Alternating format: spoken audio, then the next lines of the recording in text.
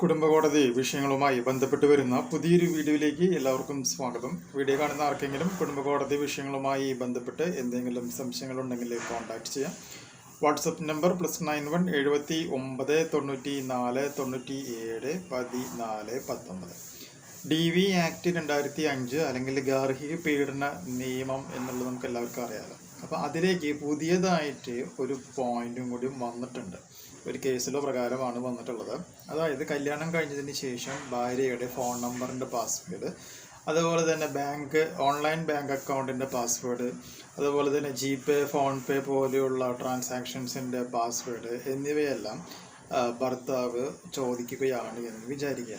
അങ്ങനെ ചോദിക്കുന്നത് തീർച്ചയായും DV ആക്ട് പ്രകാരമുള്ള ഒരു ഒഫൻസായിട്ട് കണക്കാക്കാം എന്നാണ് നമ്മുടെ കോടതി പറഞ്ഞിട്ടുള്ളത്.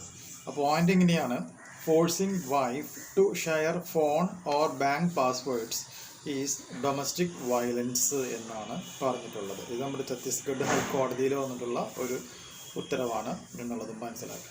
അപ്പോൾ ഇതുപോലെ നിങ്ങളുടെ അത് കോടതി പറയാനുള്ള മറ്റൊരു കാര്യം എന്താണെന്ന് വെച്ചിട്ടുണ്ടെങ്കിൽ, കല്യാണം കഴിയുന്നതോടുകൂടി ഭാര്യയുടേതായിട്ടുള്ള പ്രൈവസി എല്ലാം ഭർത്താവിന് കൈമാറേണ്ട ആവശ്യമില്ല എന്നും കോടതിയിൽ പറഞ്ഞു വെച്ചിട്ടുണ്ട്. ക്ലിയർ ആയാലും പുതിയ ഈ ഒരു കേസ് ലോയും അതിൻ്റെ പോയിന്റും ഒന്നും ഓർത്തിരിക്കുക.